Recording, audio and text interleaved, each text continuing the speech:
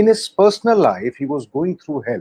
तो सारी जो वो दिखा रहे थे लड़कियों को अपनी फिल्मों में, वो दिखा रहे थे कि प्रोग्रेसिव होना चाहिए, काम करना चाहिए, ठीक है, और जो पर्सनल लाइफ थी उसमें वो बिल्कुल एक अलग तरह से बिहेव कर रहे थे। जैसा कि उनकी सिस्टर ने मुझे बताया, कुछ मेंटल जरूर था इशू जो कभी डायग्नोज ही नहीं हो पाया। Despite all his flaws he was a master film maker, जो हम सबको पता है, लेकिन उसकी बैकग्राउंड स्टोरी हम सबको शायद इतनी डिटेल में नहीं पता थी।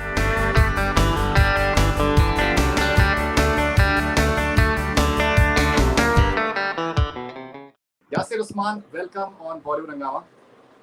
Thank you Faridoon, thank you so much for having me on your show यार। इतने सारे इंटरव्यूज हम आपके देखते रहते हैं and it's a pleasure to be with you today.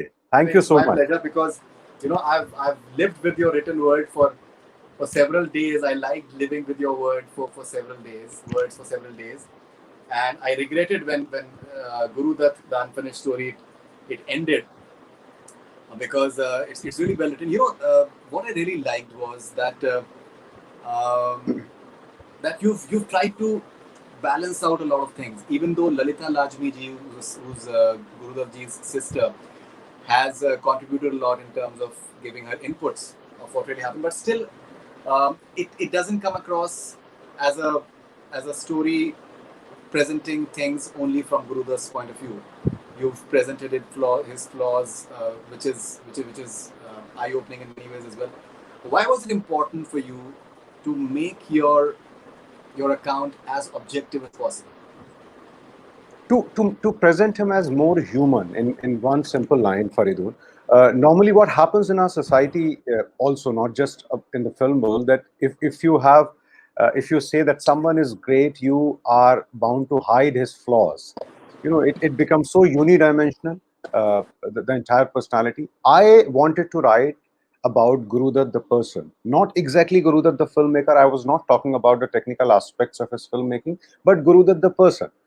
Which meant while he was making all these classics, while he was making Pyasa, Kagas Ke Phool, Sahib Bibi Aur Ghulam, Aar Paar, Mr. and Mrs. 55, in his personal life, he was going through hell. That is, I wanted to project that despite that turmoil in his mind, in his personal life, and maybe he was going through some mental issue, he was still able to make these masterpieces. So it was very important to talk about those flaws. It doesn't make him less human or less great. मुझे लगता है जब three dimensional capacity में किसी की personality दिखानी होती है तो कंप्लीट पिक्चर दिखानी चाहिए, and that's what I told Lalita ji also, that this cannot be a PR job, this cannot be a whitewashing job. If there was certain flaws, let's discuss about them, let's write about them. And she was very forthcoming despite being Gurudutt's sister. She said of course there were flaws, and since no one has asked about it before, I haven't talked about it, but since you are trying to do that, I will talk about everything. And she shared everything about the life and times of Gurudutt, and that made the book all the more special. Like you said, you have read the book. Okay, so we'll come to his films very soon. But मुझे एक बहुत ही interesting चीज लगी और बहुत ही I think commendable चीज लगी आपके पार्ट पे कि that it's not mainly a book on Gurudatt. बहुत से लोगों को जो गीता दत्त के बारे में शायद नहीं जानते हो, इस किताब के जरिए उनको बहुत सी मालूमात उनके बारे में हो सकती है. That what a phenomenal star she was, what a phenomenal singer she was, and what a phenomenal singer that we could not have for a longer period of time, and what really happened.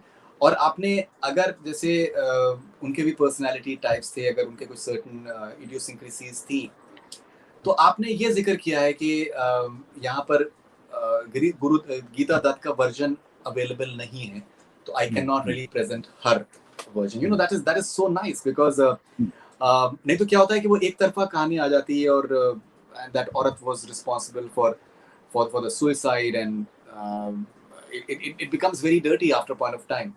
Why was it important for you, even though you were writing a book on Guru Dutt, to not misrepresent Geeta Dutt?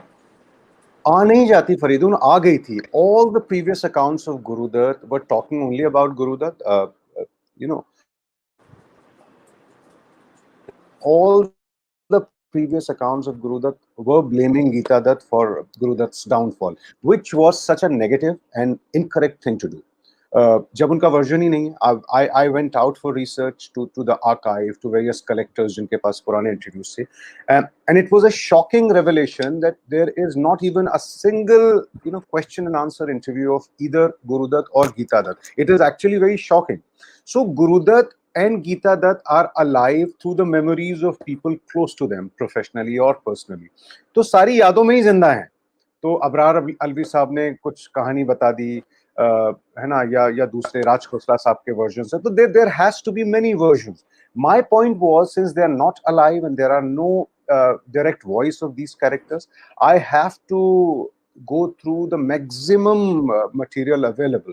So not just the books and the newspapers in English, but Kannada, Bangla, even Marathi. So the research part was very elaborate. And then there were people who were close to Geeta Dutt and talking about Geeta Dutt. For example, Bimal Mitra. I have taken Bimal Mitra's account in my book, and he became very close to Geeta Dutt during the making of Sahib Bibi aur Ghulam, and that's how Geeta Dutt told him that Guru Dutt is not allowing her to sing in the films. Guru Dutt उनसे कहते थे कि हाँ ठीक है, आपको गाना है तो गाइए, लेकिन घर का ख्याल भी तो रखना है, इतना बड़ा बंगला है, बच्चों का ख्याल रखना है. Despite knowing that when they got married, Geeta Dutt was the star and he was a struggling filmmaker. But the equations changed after he became popular and he became famous. Then he established his own studio. Then the equations changed, and then वो जो एक orthodox उनके अंदर से एक जो मर्द होता है वो बाहर निकला और उसने कहा कि नहीं, if you have to sing, just sing for my banner. And that was the main conflict between them. And this was written by Bimal Mitra, so I had to focus on this aspect, and I had detailed conversations about this with Lalita ji, who was very close to Geeta as well as Guru Dutt. And she accepted the fact that yes, Geeta several times cried in front of me कि तुम्हारा भाई तो मुझे बोल रहा है कि तुम बाहर की फिल्मों में मत गाओ. So this conflict began in the relationship, and then the relationship over a period of time collapsed. This was a very strange part of Guru Dutt's personality. If you look at his films, most of his films, चाहे वो are पार हो, mister and Mrs 55, even प्यासा या कागज के फूल, जो उसमें female protagonist हैं, वो सारी वर्किंग वुमेन है. वो कुछ ना कुछ काम कर रही हैं. ठीक है, अगर मजदूर भी है तो ईंटें ढो रही है ना, या मॉडर्न वुमेन है तो मधुबाला है, सेक्स वर्कर है प्यासा में, टीचर है और एक्ट्रेस है कागज के फूल में. तो सारी जो वो दिखा रहे थे लड़कियों को अपनी फिल्मों में, वो दिखा रहे थे कि प्रोग्रेसिव होना चाहिए, काम करना चाहिए. ठीक है, और जो पर्सनल लाइफ थी उसमें वो बिल्कुल एक अलग तरह से बिहेव कर रहे थे. एक ऑर्थोडॉक्स पर्सन, जो एक पुरानी इंडियन सोसाइटी वाला आदमी है कि नहीं, काम करना नहीं है, और अगर करना है तो तुमको बाहर जाने की क्या जरूरत है, हमें पैसे की जरूरत तो है नहीं, तो आप मेरी फिल्मों में गाइए. तो वो जो रिलेशनशिप खराब होना शुरू हुई, और उसके बाद बहुत सारे फैक्टर्स आए. एक वहीदा जी वाला फैक्टर था. वो शक भी बहुत करती थी ललिता जी ने मुझसे कहा कि गीता को बहुत प्रॉब्लम थी, वो किसी भी दूसरी एक्ट्रेस के साथ काम करते थे. लेकिन सबसे बड़ी यही चीज थी कि जिन ख्वाबों को लेकर वो एक साथ मिले थे कि मैं अपनी जिंदगी में एक बड़ी सिंगर, बड़ी एक्ट्रेस बनूंगी और तुम बड़े फिल्म मेकर बनोगे. Guru Dutt achieved everything. गीता दत्त का कहीं ना कहीं जो ख्वाब था वो अधूरा रह गया, और वो कॉन्फ्लिक्ट हमेशा रहा और उनके रिश्ते को कमजोर करता रहा आगे तक. तो वो गीता दत्त का वो पॉइंट लेना बहुत जरूरी था, बहुत जरूरी, क्योंकि पिछले सारे अकाउंट्स में वो यही आ रहा था कि गीता दत्त ऐसी थी, वैसी थी, उनकी वजह से गुरु दत्त परेशान रहते थे, which is not the truth. All right, and it's a perfect story for a movie. I think this story, I think it's a fabulous. Maybe I think people may have been inspired already, and they may have taken certain vignettes. But after this book, मैंने जैसे आपसे phone पे भी मैंने कहा था कि that आपकी मैंने बाकी भी किताबें मैंने पढ़ी हैं, लेकिन इस किताब को पढ़ने के बाद जिस तरीके से आपने सारी भूमिका बांधी है, आपने वो लगता है कि वो एक हेजी सा एक एटमॉस्फेयर है, और वो कैसे कैमरा एंगल उसमें टिल्ट हो रहा है और इस किताब के बाद मुझे एहसास होता है कि that there is a director in you. So would you want to direct a film on Guru Dutt's life? Faridoon, I would love to do that. मुझे हम आप भी और मैं भी, हम लोग टीवी इंडस्ट्री से जुड़े हैं किसी ना किसी तरह, and I think that training has helped while writing also. So we visualize everything. For example, when the deciding anecdote while I decided to write the book was the first prologue wala anecdote where Guru the bungalow, वो जो है ना कि इस बंगले को गिरा दो, वो इतना कमाल का कोक भी था उसमें और एक पागलपन भी था। मुझे लगता था कि हम सब ने गुरुदत्त के बारे में कुछ ना कुछ सुना है, लेकिन वो बहुत एक्सट्रीम पे है कि एक एक घर जो कभी घर नहीं बन सकता, उसके रहने का क्या फायदा, उसको गिरा दो। That was the theme.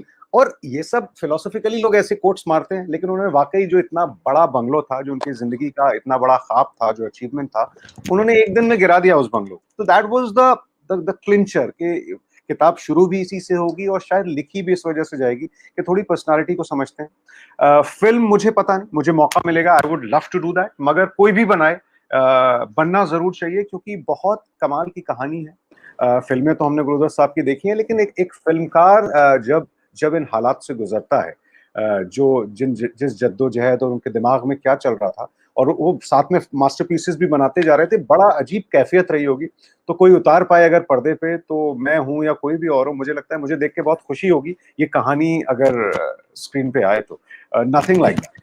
नहीं, किताब आपकी एकदम बिल्कुल स्क्रीन प्ले की तरह है। जो ओपनिंग सीन है, जिस तरीके का एकदम आपने एकदम, बिकॉज आई थिंक किसी भी क्रिएटिव चीज में, चाहे वो जर्नलिस्टिक आर्टिकल हो या फिर इंटरव्यू हो या फिर फिल्म हो या फिर कोई भी वर्क ऑफ आर्ट हो, उसका जो इंट्रोडक्शन है बहुत इंपॉर्टेंट है, बिकॉज वहीं पर वो ग्रिप करना जरूरी है। बिकॉज अगर वो शुरू में ग्रिप नहीं हुआ तो फिर आखिर में भी ग्रिप नहीं करेगा। तो ग्रिपिंग फैक्टर शुरू में स्टार्ट होता है।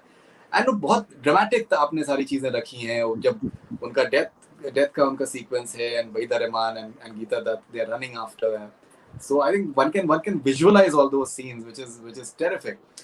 Okay, I think बहुत से लोग जो गुरुदत्त को पसंद करते हैं, आइडलाइज करते हैं, गमगीन रहते हैं आज भी कि यार क्यों ऐसे उस आदमी ने अपनी जिंदगी ले ली, और मल्टीपल अपने अटेम्प्ट्स भी किए थे उससे पहले सुसाइड के। They get to know that he was deeply impacted by his father. उनके फादर की जो पर्सनालिटी थी वो भी बहुत हद तक एक आर्टिस्टिक, उनके परसूट्स थे वो पूरे नहीं कर पाए, एंड मे बी डिप्रेसिव भी कहा जा सकता है। सो आई थिंक किसी भी शख्सियत का बैकग्राउंड पता करना बहुत ज़रूरी है। और मेरे ख्याल से पहली बार आई थिंक लोगों को इस एस्पेक्ट के बारे में पता चलेगा गुरुदत्त के कि यार एक शख्स, जैसे कि आपने बताया है कि सिर्फ उनकी एक फिल्म फ्लॉप हुई थी, वो कागज के फूल, जो कि बाद में चल के क्लासिक हो गई। अदरवाइज इतना कमाल का सक्सेस रेशियो तो मेरे ख्याल से बहुत रेयर किसी भी फिल्म मेकर या एक्टर का। हाँ। तो ये आपको लगता है कि ये जो फादर का एलिमेंट है, ये पहली बार लोगों को पता चलेगा, people can may be empathise with him more, that why it really impacted him. I think इतना डिटेल में नहीं आया था, and it they definitely affect you, क्योंकि the one sentence that Lalita Lajmi told me about her father was that my father did not believe in success, he believed in poetry which was not enough to survive. और ये इतनी कमाल की बात थी कि उनको क्या कामयाबी चाहिए नहीं थी, एम्बिशियस नहीं थे, ही बिलीव्ड इन पोएट्री, और पोएट्री से पैसे तो आते नहीं है। तो हम लोग बचपन में परेशान रहते थे, घर बदलते रहते थे, कोई स्टेबल घर नहीं था, चाइल्डहुड वाज वेरी डिस्टर्ब, और we looked up to Gurudatt because he was artistic. वो कभी पेंटिंग कर रहे होते थे, कभी डांस कर रहे होते थे, तो वो उस मुश्किल माहौल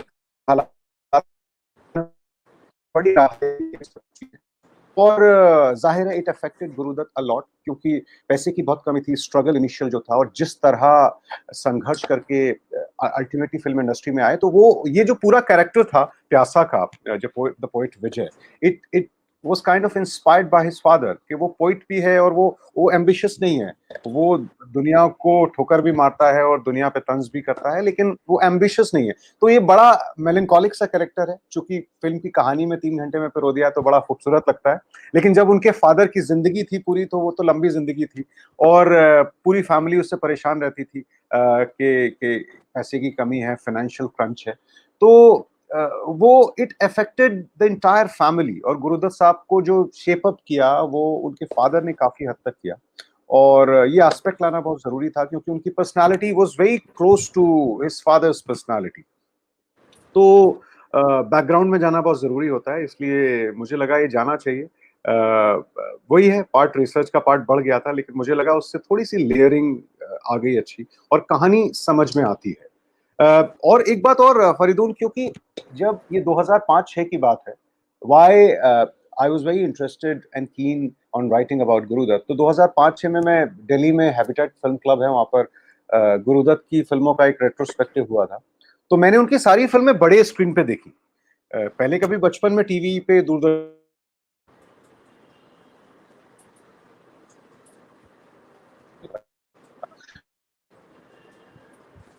ये मतलब बड़े स्क्रीन पे क्या जादू हो रहा है। तो फिर मैंने पढ़ना शुरू किया और मैंने देखा कि सब लोग उनके कैमरा एंगल्स की बात कर रहे हैं, कोरियोग्राफी की बात कर रहे हैं, है ना? और सब टेक्निकल एस्पेक्ट, लाइटिंग की बात कर रहे हैं कि कितना ज़बरदस्त वक़्त ने किया, क्या हँसी से तब। लेकिन कोई ये नहीं बात कर रहा कि ये आदमी जिसने 10 साल के अंतराल में within a span of 10 years he created all those classics, 10 साल का करियर था। And he gave up on his life at a young age of 39. It is not an age to go. और न सिर्फ चले गए 39 पे, बट उससे पहले there was, you know, a string of suicide attempts. No one was talking why what he was going through.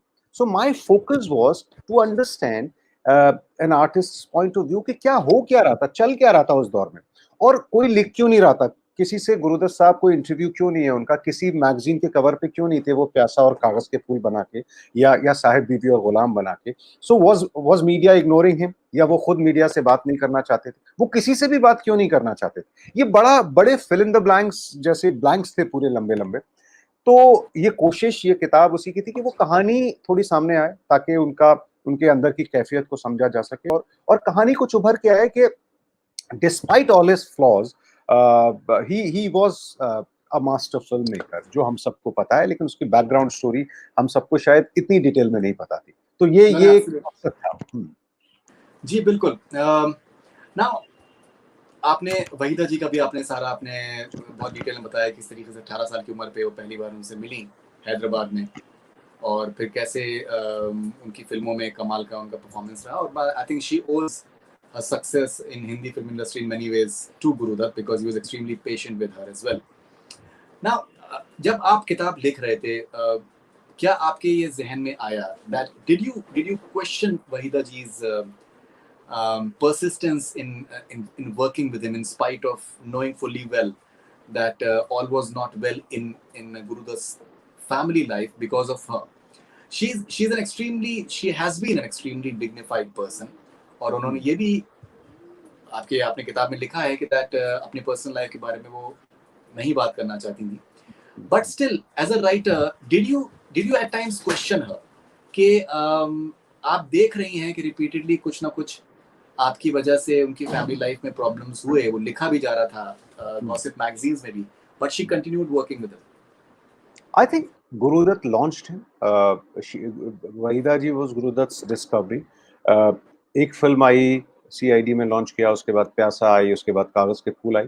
I think as a young actress, कोई भी यंग एक्ट्रेस जब अपना करियर बनाने आती है तो मुझे लगता है कि अगर उनको एक के बाद एक अच्छे रोल मिल रहे थे, and this is talking very practically, तो मुझे नहीं लगता अगर गुरुदत्त साहब उनको नॉर्मली साइन कर रहे थे और अच्छे अच्छे रोल दे रहे थे तो उसमें कोई प्रॉब्लम हुई। But at the same time Sahib बीवी और गुलाम के वक्त तक आते आते काफी प्रॉब्लम्स हो चुकी थी, और उस वक्त गुरुदत्त साहब ने उनको छोटा रोल दिया, बड़ा सेंट्रल रोल भी नहीं था, वो मीना कुमारी का था, और उसके बाद उन्होंने काम करना साथ छोड़ दिया। तो तीन ही बड़ी फिल्में रही अगर इस तरह से देखा जाए, और तीसरी फिल्म के बाद तो उन्होंने कभी काम नहीं किया।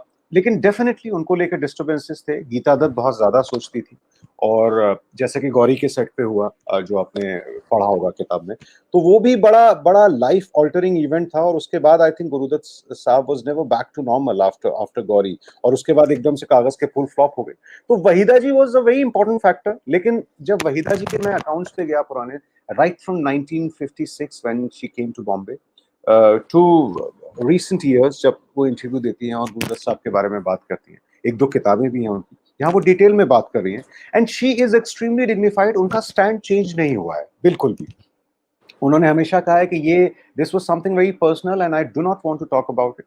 लेकिन फिल्मों के बारे में वो बहुत डिटेल में बात करती है। अलग अलग अकाउंट्स हैं, अबरार अलवी साहब का अकाउंट था, बिमल मित्र साहब का अकाउंट था, वीके मूर्ति साहब का अकाउंट है, खुद गुरुदत्त की सिस्टर और गुरुदत्त की mother she wrote a book called my son Gurudatt in Kannada after Gurudatt passed away. उसमें भी वहीदा जी का जिक्र था डिटेल में। तो इन सब लोगों के अकाउंट्स हमने लिए हैं, वहीदा जी का भी जो अपना अकाउंट है वो लिया, but she has been very graceful, very dignified about it, और I think we should respect that. तो वो सारे वर्जन सामने रखे, वहीदा जी का भी वर्जन रखा है, और आई थिंक रीडर्स पे छोड़ देना चाहिए बहुत सी चीजें।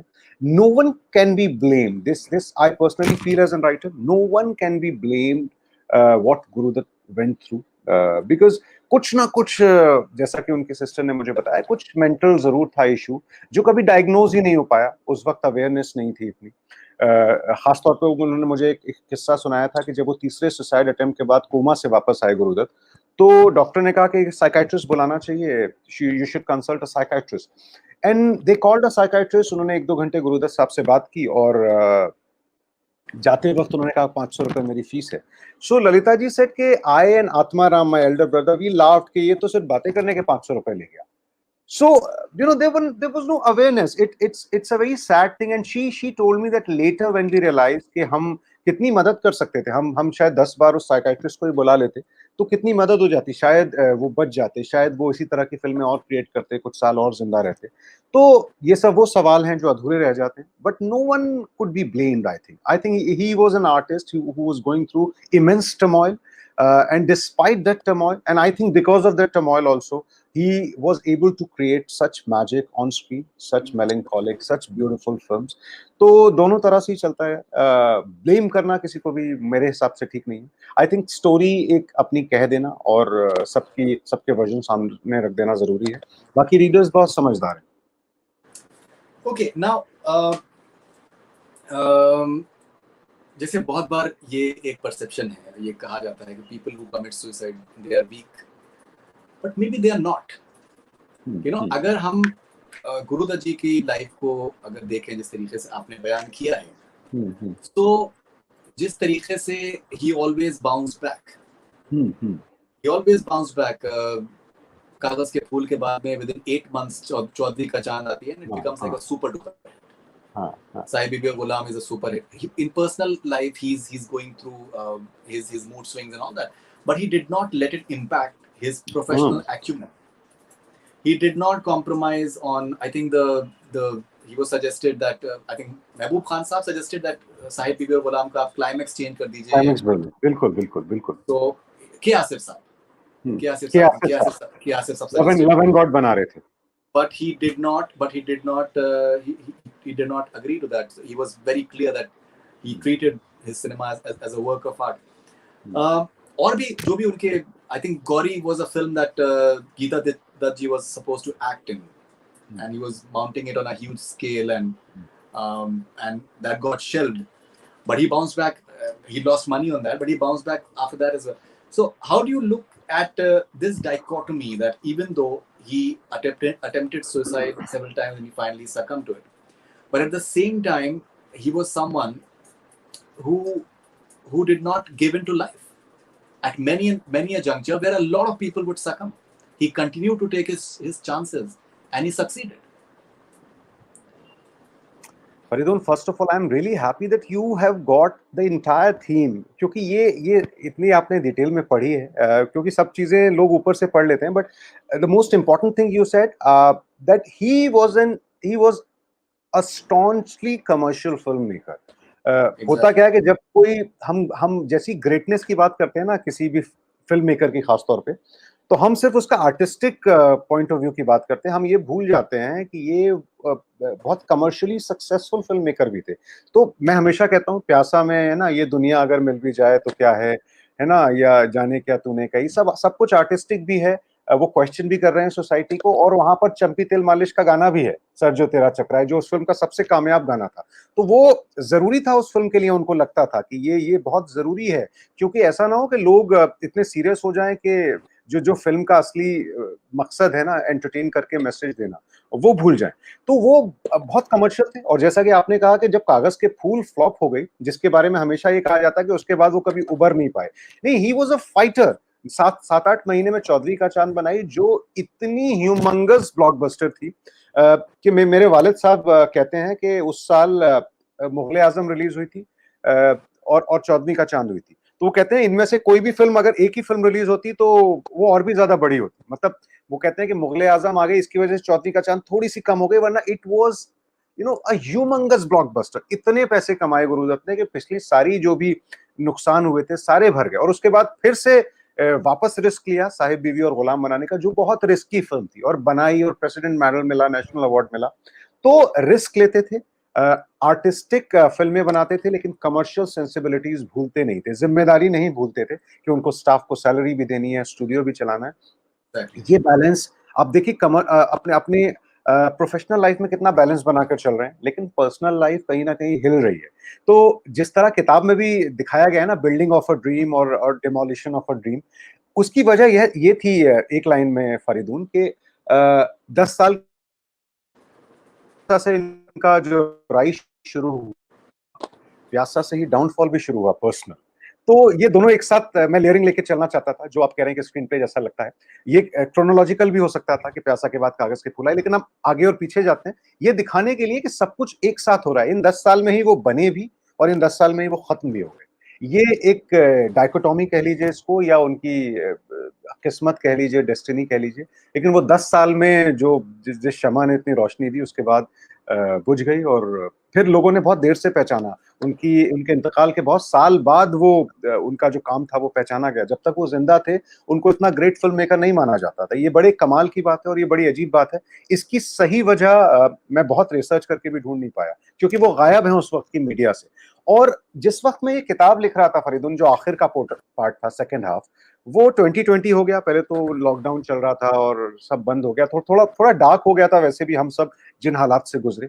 उसके बाद सुशांत सिंह वाला केस हो गया था, और as a journalist I was covering that case, writing, making shows on it, और दिन में मैं उसकी स्क्रिप्ट्स लिखता था उनकी सुसाइड पे, रात में मैं गुरुदत्त की सुसाइड पे बात कर रहा। तो मेरे लिए पर्सनली एज अ राइटर भी बड़ा ये थोड़ा डार्क हो गया था, और काफी सिमिलैरिटीज भी थी कि एक आदमी, दोनों आदमी, वो 34 साल के आदमी जिनको अपना सारे ख्वाब पूरे हो गए, सोलो हीरो बन गए, बड़े स्टार बन गए, और एक 39 साल का आदमी गुरुदत्त जिसके सारे ख्वाब पूरे हो गए, अपना स्टूडियो बन गया, एक्टर बन गया। ये अपनी जिंदगी क्यों देना चाहते हैं? एक इंसान को जब सब कुछ मिल जाता है जो वो चाहता है, फिर वो अ, अपनी जिंदगी क्यों देना चाहता है, खत्म क्यों करना चाहता है? ये सवाल था। इस सवाल का जवाब मुझे मिला नहीं, लेकिन कहानी मैंने कह दी। और इन दोनों में वाकई बहुत सिमिलैरिटीज भी लगी थी मुझे, जब जब मैं लिख रहा था, बहुत ही नहीं, कमाल की सिमिलैरिटीज थी। इवन इवन जब मैं भी पढ़ रहा था अभी किताब, तो मुझे भी इस चीज का एहसास हुआ कि I think may be you are sensitive enough because of that not to blame the women. They may be partly responsible, but the way we have seen how things have been of late, so it was very sensitive that you did not blame the women outright. कुछ भी तो बदला नहीं है ना फरीदून, देखिए अभी भी हम वही Exactly. कर रहे थे, पिछले साल भी हमने वही किया, अभी वो ब्लेमिंग द वुमेन, और सारा सब लोग, पूरा मीडिया पीछे पड़ गया। उस बेचारी की क्या गलती थी? तो इसीलिए किसी को भी, गीता दत्त को कहें या वहीदा जी को, to blame, I think it is completely wrong. No one can be blamed, no one can be blamed if you have taken a decision to take your own life. Right, now मेरे पास एक सवाल है, वो मैं बाद में आऊंगा, बिकॉज से पहले मैं उससे कनेक्टेड सवाल पूछ लेता हूं, ताकि वो we can come to that. Now you know he has a remarkable knack for just spotting talent. The way he spotted VK Murthy ji, the way he spotted Johnny Walker sahab, Raj Khosla sahab was his assistant, and he went on to make some really amazing films. And Raj Khosla sahab had very fine writing sense as well. S.D. Burman sahab did some of his best works. Then Ravi sahab did some of his best works. Sahir Ludhianvi. Sahir Ludhianvi in many ways started off with him. Yeah. I think Bazi was his first film, from what I understand. Sahir sahab's. So tell us something about Sahir Ludhianvi, the talent spotter. And these people, they are legends. Like what VK Murthy ji did in 1950s, it's absolutely baffling with the sort of technology that was available, and what he managed to do was absolutely baffling. I think talent तो था ही, ये spotter थे। I think बहुत बहुत सही perspective है, because during that song, that climactic seen in बाजी, वो जो कैमरा टिल्ट है ना, कि पानी भरा हुआ है, वो it's a very very visually appealing scene. And Guru Dutt was there कि यार ये तो असिस्टेंट है, रात्रा साहब के असिस्टेंट हुआ करते थे, सिनेमेटोग्राफर रात्रा साहब के, वीके मूर्ति साहब। सो गुरुदत्त ने कहा कि यार ये तो बड़ा कमाल का मूवमेंट दिया। एक दिन वो रात्रा साहब बीमार थे, आए नहीं थे, तो उस एक दिन में ही उन्होंने एक सीक्वेंस में समझ लिया कि इस आदमी में टैलेंट बहुत जबरदस्त है। सो post the shooting of that sequence, he called up VK Murthy Saab and he just had a normal chat with him. And then when VK Murthy Saab was leaving, he said ke meri agli film ka cinematographer tum ho. And he was just an assistant cinematographer. Johnny Walker साहब के साथ भी वही हुआ कि वो इतना मशहूर कहानी है कि आके वो ड्रंकार्ड, उसमें जॉनी वॉकर साहब का अपना भी बहुत बड़ा टैलेंट था। और ये सब लोग अपने आप में जिनको ये पकड़ते थे, ये सब बड़े दिलवाले टाइप के लोग थे। मुझे लगता है कि कहीं ना कहीं you bond with similar people. जैसे जॉनी वॉकर साहब हैं कि वो बहुत एजुकेटेड नहीं थे, लेकिन वो बड़े वाइज किस्म के आदमी थे। उनके विजडम जो था वो बड़ा बड़ा स्ट्रांग था, and they became very close. Johnny Walker साहब was really really close to Gurudutt साहब। तो जैसे नासिर भाई ने मुझे बताया, जो उनके बेटे हैं, तो वो कहते थे कि यार देखो, घर और स्टूडियो में जितनी दूरी रखोगे उतनी सुखी रहोगे, वरना घर की बातें स्टूडियो में होंगी और स्टूडियो की बातें घर में होंगी, और आपको समझ में नहीं आएगा कि आप जा रहे हो कि आप आ रहे हो। तो ये इतने कमाल की बात थी। और खास तौर पर जब कागज के फूल पिट गई थी, तो ये तो पूरी तरह गुरुदत्त साहब तो पूरी तरह सब हिम्मत हार के बैठे हुए थे, महीने भर तक बैठे रहे। But it was Johnny Walker again who came to the rescue. And he said यार कब तक बैठे रहोगे, बैठने से क्या होगा, we have to work. He said कि मैं तो अब डायरेक्ट नहीं कर सकता, मेरी तो हिम्मत टूट गई है। ही सेड तो मत करो डायरेक्ट ना, you just act, talk to Waheeda and we will make a film together. So this was the Abrar Alvi sahab, they said Rahman साहब, they said we'll make the film together, and it was Johnny Walker साहब who got the director Sadiq साहब। सादिक साहब उस वक्त तक थोड़े से out हो गए थे इंडस्ट्री से, उनकी पिछली कुछ फिल्में नहीं चली थी। इट वाज जॉनी वॉकर साहब हु सजेस्टेड हिज नेम कि नहीं, सादिक साहब, सादिक बाबू को लाते हैं और हम बनाएंगे फिल्म। और ये बड़े ही अंदर से शुरुआत में ये था कि नहीं यार कैसे बनेगी। और जब ये लोकेशन ढूंढने निकले गुरुदत्त, तो मुझे मेरा बड़ा अजीब सा वो एनेक्डोट है कि वीके मूर्ति साहब के साथ लोकेशन हंटिंग पे गए हैं बड़ौदा, एंड वहां पर मूर्ति साहब पूछते हैं कि क्या हो गया, अब तो नई फिल्म शुरू हो गई, why are you so sad.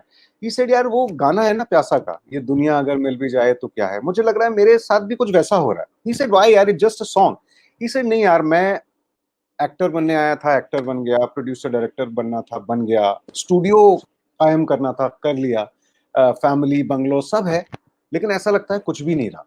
So this melancholy was a part of his personality. वो इतने सैड थे, लेकिन इन सब लोगों ने आखिर तक, आप सोचिए कागज के फूल, जैसे कि मैंने कहा कि मैंने बिग स्क्रीन पे देखी, वो सॉन्ग आप अभी भी देखिए, दैट सॉन्ग वक्त ने किया क्या हंसी से, there are books written on that song itself. It has been taught across the film schools, है ना, पूरे दुनिया भर के फिल्म स्कूल्स में पढ़ाया जा रहा है।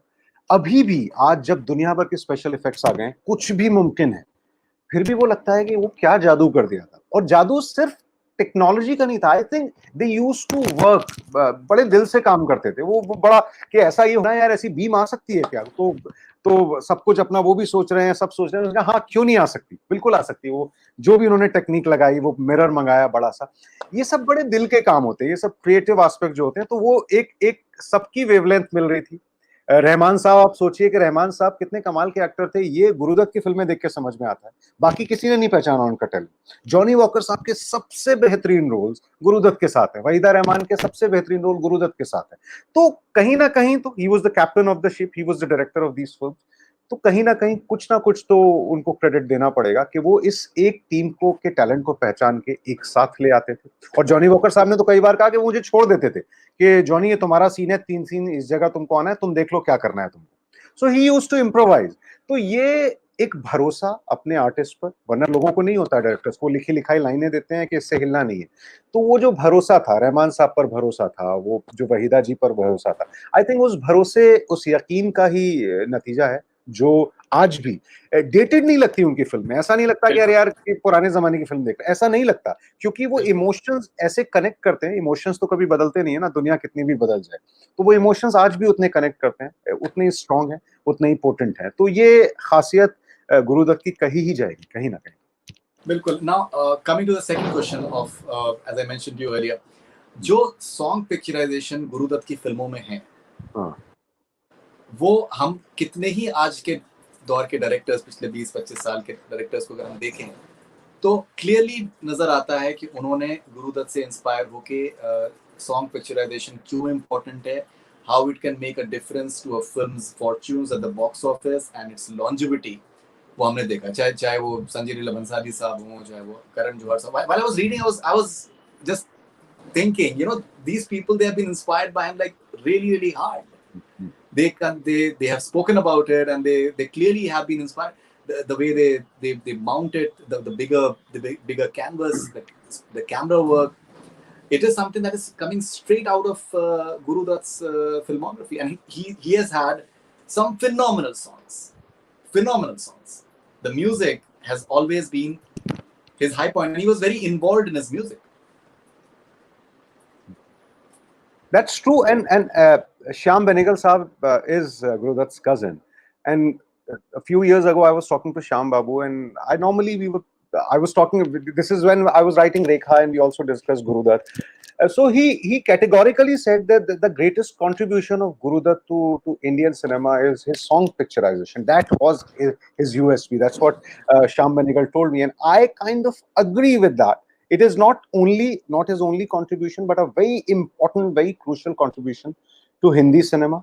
देखिए, एक चीज हम भूल जाते हैं that he was primarily a dancer choreographer. He entered the film industry as a choreographer, और वो डांस सीख के आए थे अल्मोड़ा में, उदय शंकर के डांस एकेडमी में. तो वो जो अंदर जो लय थी वो उनके अंदर थी. और एज अ डांसर आप सोचिए कि हम आपकी आंखों में इस दिल को बसा ले, तो मतलब उस गाने में, क्योंकि गुरु दत्त ने वो सैड से गरीब टाइप के रोल ज्यादा किए हैं, तो उस गाने में उनको सोचना बड़ा मुश्किल है कि वो उसमें डांस कर रहे हैं माला सिन्हा के साथ ना, हम आपकी आंखों में. Just look at him now, thinking that he is how perfect he is as a dancer. उसमें इतने कमाल के, मतलब इतने लय में है वो, और वो लय और वो जो एक लिरिकल क्वालिटी है उनके सॉन्ग पिक्चराइजेशन में. आर पार में एक गाना है जहां पर एक गैराज है पूरा, और पीछे कुछ नहीं है, कोई प्रॉप्स नहीं है, सिर्फ एक गाड़ी का खोखा है, वो गाड़ी चलती नहीं है, जस्ट एज अ प्रॉप, और पीछे डिब्बे हैं, गत्ते के डिब्बे हैं. These are the props and the way his camera moves in that song. वो इतना कमाल का है. शकीला जी के साथ वो गाना, वो पूरा कैमरा लगातार मूव कर रहा है, कहीं वो गाड़ी की खिड़की के अंदर जाता है, कहीं वो जो गाड़ी खड़ी हुई है, और वो जो एक लिरिकल, एब्सोल्युटली लिरिकल, के फूल और प्यासा के गानों की तो हमने बातें दुनिया भर में हो चुकी. मिस एंड मिसेस 55 के गाने देखिए, वो जो स्विमिंग पूल में गाना है, मतलब छोटी छोटी चीजों को, जो गाने जो नॉर्मली पिछले उस जमाने में ना खड़े होकर फिल्मा दिए जाते थे, क्योंकि उतना मूविंग कैमरा नहीं होता था. इनका कैमरा थ्रू आउट मूव करता है और इतने खूबसूरत अंदाज में मूव करता है. मुझे लगता है सॉन्ग पिक्चराइजेशन तो मानना ही पड़ेगा, कहानी का हिस्सा था. जब उन्होंने डायरेक्शन छोड़ दिया, चाहे वो चौदवी का चांद हो, चाहे साहिब बीवी और गुलाम हो, तब भी he was directing the songs himself.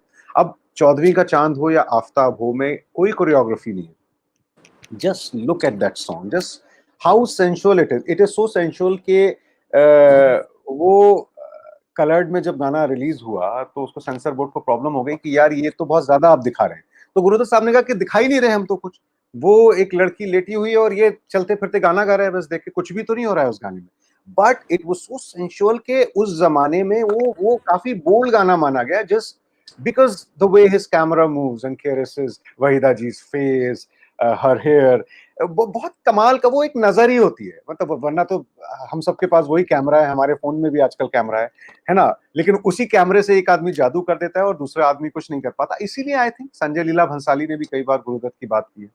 तो वो नजर थी और वो दिल था और वो जज्बात थे. आई think it makes all the difference. Okay, Yasir, बात करने को तो फिर हम लोग बहुत बहुत बातें कर सकते हैं, लेकिन फिर भी मैं आखिर में आपसे एक सवाल मैं आपसे पूछना चाहूंगा कि Guru Dutt, the actor, as you mentioned, he was a reluctant actor. Even Pyasa was offered to Dilip Kumar Saab, and he did not even get back to him. He did not even say no, and just did not turn up at the set. How do you rate Dilip Kumar? How do you rate Guru Dutt, the actor?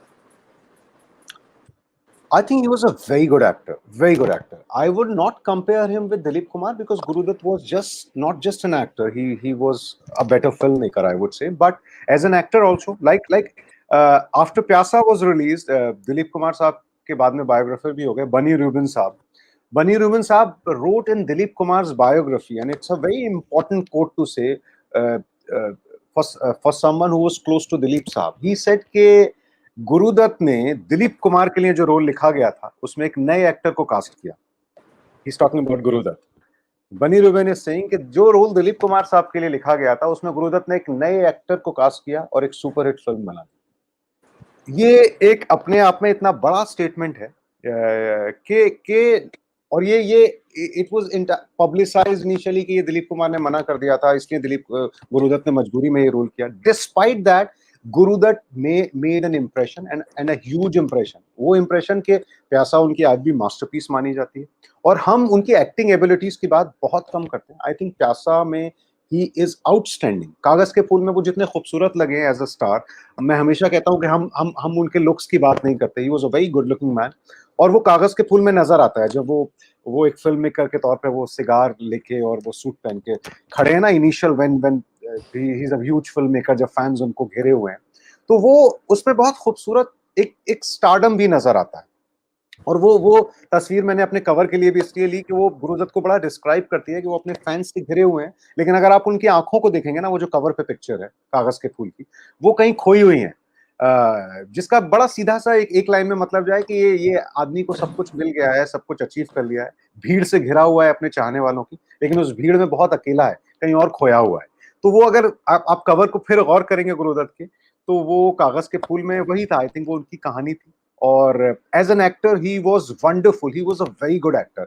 मैं उनको actor के तौर पे कहीं भी reluctant initially थे, definitely थे, लेकिन अगर आप उनके आर पार भी देखें, जिसकी हम बहुत कम बात करते हैं, Aar Paar is a fantastic film.